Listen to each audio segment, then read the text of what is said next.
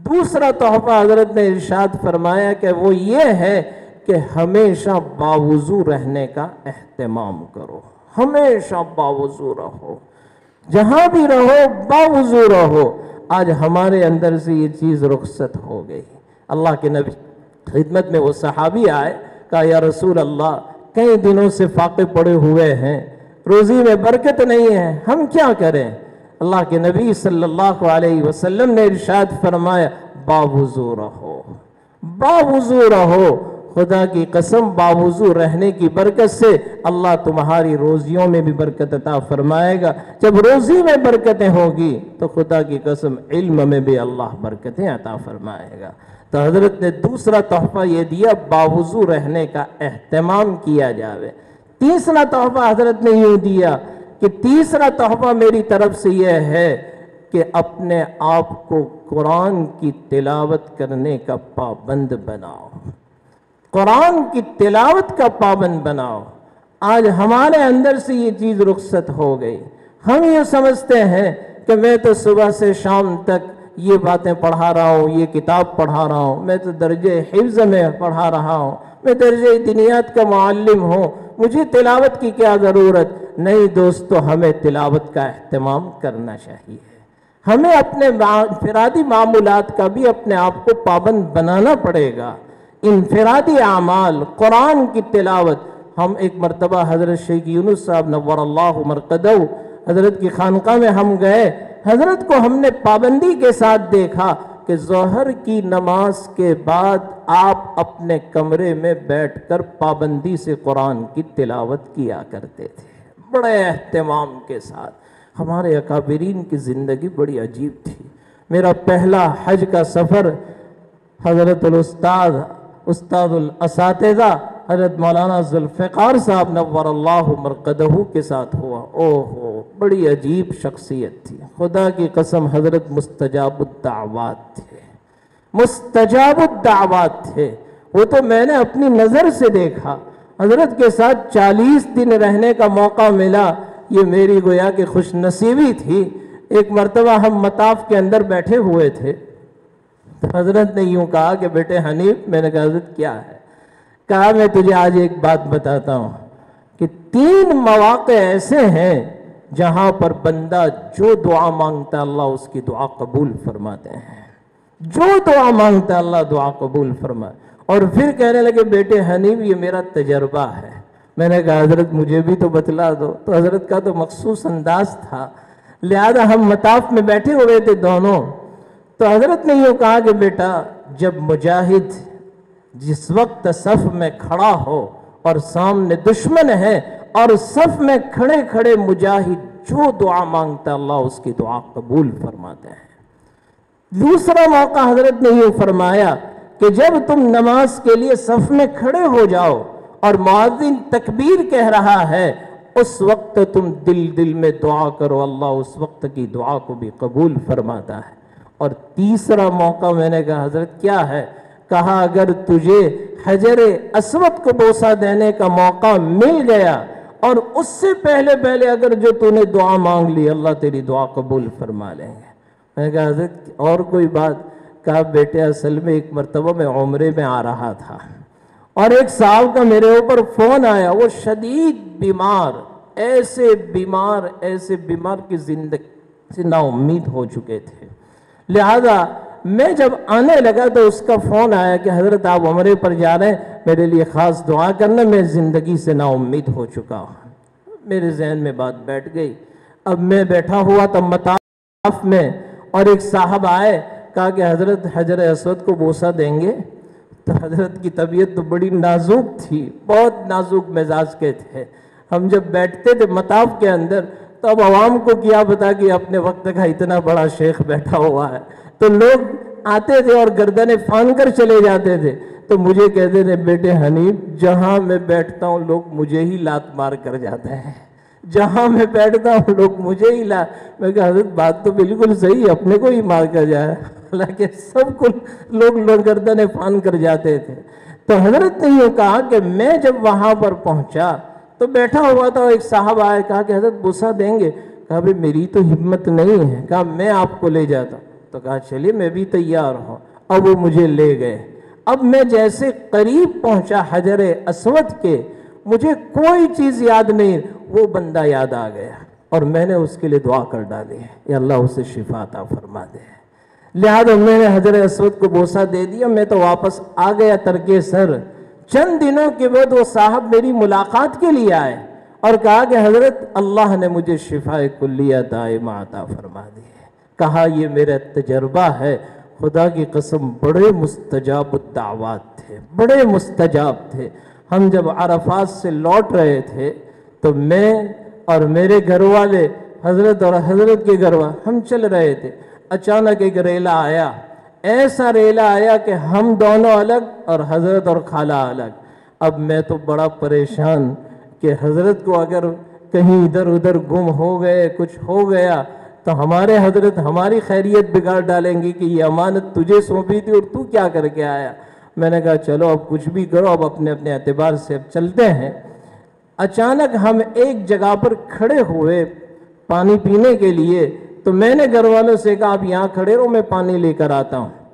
میں پانی لینے گیا اور حضرت اپنے گھر والوں کے ساتھ چلے آ رہے تھے اور مجھے دور سے دیکھ کر کہا بیٹے حنیف، بیٹے حنیف، اور میں حضرت کو دوڑتے ہوئے گیا اور مجھے ساتھ چمٹ گئے اور کہا کہ بیٹے حنیف، جب سے تم جدا ہوئے ہو ایسا رجوع اللہ شروع ہوا، اسی دعا کی برکت سے اللہ نے ہماری ملاقات کروا دی، ورنہ اتنے بڑے مجمع میں اس وقت ملاقات ناممکن تھی۔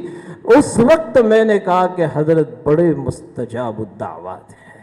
میں نے 40 دن کے اندر سفر میں دیکھا، خدا کی قسم کبھی بھی 2 بجے رات ایسا نہیں ہوا کہ رات 2 بجے اور حضرت اپنے بستر پر لیٹے ہوئے ہوں۔ رات 2 بجے حضرت اپنا بستر چھوڑ دیا کرتے تھے۔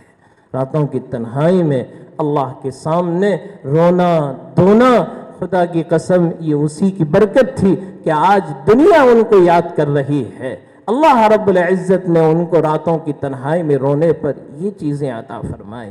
اسی لیے حضرت مفتی تقی صاحب عثمانی دامت برکاتہم العالیہ نے اپنے بیان کے اندر ایک مرتبہ حضرت نے بیان فرمایا کہ ہمارے شیخ ڈاکٹر عبدالحی لکھنوی رحمت اللہ علیہ ایک مرتبہ حضرت کہنے لگے کہ اب لمبے لمبے مراقبے، لمبے لمبے مجاہدے، یہ تمہارے بس کی بات نہیں ہے، یہ تمہارے بس کی، اور ہمارے بس کی بات بھی کہاں ہے۔ امام ابو یوسف رحمت اللہ علیہ قاضی القضات کے منصب پر فائز ہونے کے باوجود روزانہ کا معمول حضرت کا 200 رکعت نوافل کے پڑھنے کا تھا۔ 200 رکعت نوافل روزانہ اہتمام کے ساتھ پڑھا کرتے تھے۔ امام ابو حنیفہ رحمت اللہ علیہ رمضان المبارک کے مہینے میں 63 قرآن مکمل کر رہے ہیں۔ امام شافعی رحمت اللہ علیہ حضرت کا جب مکے سے مدینہ منورہ سفر ہوا، اونٹنی پر سوار ہے، 15 دن میں حضرت مدینہ پہنچے اور 15 قرآن مکمل کر لیے۔ یہ مراقبے، یہ مجاہدے ہم سے کہاں ہو سکتے ہیں؟ تو حضرت نے فرمایا کہ میں آپ لوگوں کو ایک بہت مختصر راستہ بتلاتا ہوں، اب اس راستے پر عمل کرو، خدا کی قسم تم اللہ تک پہنچ جاؤں گے۔ کہا وہ کون سا راستہ؟ کہا ہم لمبا راستہ نہیں بتا رہے، ہم تو طریق القلندر بتاتے ہیں۔ طریق القلندر حضرت مولانا شاہ بو قلندر رحمت اللہ علیہ، آج بھی حضرت کی مزار موجود ہے ہندوستان کے اندر، اپنے وقت کی بڑی عجیب شخصیت گزری ہے، بڑے نیک، بہت بڑا آدمی، کہ جس کے متعلق یوں آتا ہے کہ حضرت کی والدہ اتنا قرآن پڑھتی تھی، اتنا قرآن پڑھتی تھی کہ جس وقت ان کی ولادت ہوئی یہ مسلسل رو رہے ہیں، مسلسل رو رہے ہیں۔ خدا کی قسم پریشان، کیا ہوا بچے کو؟ ایک مجذوب کو بلایا گیا اور مجذوب نے جب اس بچے کو اپنے ہاتھ میں لیا، پیشانی دیکھ کر پڑھ لیا کہ اس کی دوائی اور اس کا علاج دنیا کی کیمسٹ میں نہیں ہے، دنیا کے میڈیکل میں نہیں ہے۔ قیمت جوہر جوہری بیدانن یا شاہ بیدانن، وہی آدمی پہچان سکتا ہے صاحب دل، صاحب دل کو پہچان سکتا ہے۔ حضرت کو اپنے ہاتھ میں لیا، لے کر پہچان لیا کہ اس کے علاج کیا ہے، لہذا انہوں نے اپنے ہاتھ میں لے کر قرآن کریم کی ایک سورت اس کان میں پڑھ کر سنا دی، دوسری سورت دوسرے کان میں، اور وہ بالکل اطمینان سے سو گئے۔ پوچھا گیا کہ حضرت کیا کہا آپ نے اس کے کان میں؟ ہم اتنے دنوں سے علاج کر رہے تھے، کیا کہا آپ نے؟ کہا میں نے کچھ نہیں کہا، میں نے اس کی پیشانی پڑھ کر دیکھ کر پڑھ لیا، اس کی ماں نے مدت حمل میں اتنا قرآن پڑھ کر سنایا ہے کہ اس بچے کی غذا قرآن بن چکی ہے، اس بچے کی غذا قرآن بن چکی ہے۔ اب یہ بچہ دنیا میں آ گیا، اس کی ماں اس حال میں نہیں ہے قرآن پڑھ کر سنائے، اس کو کھانا نہیں ملا ہے، میں نے قرآن سنا دیا، غذا مل گئی، یہ بچہ میٹھی نیند سو گیا۔ لہذا یہ ہے اپنے وقت کا ابو علی قلندر رحمت اللہ علیہ، حکیم الامت حضرت مولانا اشرف علی تھانوی نور اللہ مرقدہ۔ حضرت جب ان کی مزار پر پہنچے تو حضرت نے وہاں پر کھڑے کھڑے ایک پوری تقریر کر ڈالی، اس تقریر کا نام ہی رکھا گیا تقریر قلندر۔ لہذا حضرت بڑی عجیب شخصیت تھی، تو فرمانے لگے حضرت ڈاکٹر عبدالحی لکھنوی معروفی نور اللہ مرقدہ، حضرت مفتی تقی صاحب فرماتے ہیں کہ بھئی اب اللہ سے قرب حاصل کرنا ہو تو اللہ سے باتیں کرنا شروع کر دو، اللہ سے باتیں کرنا شروع کر دو۔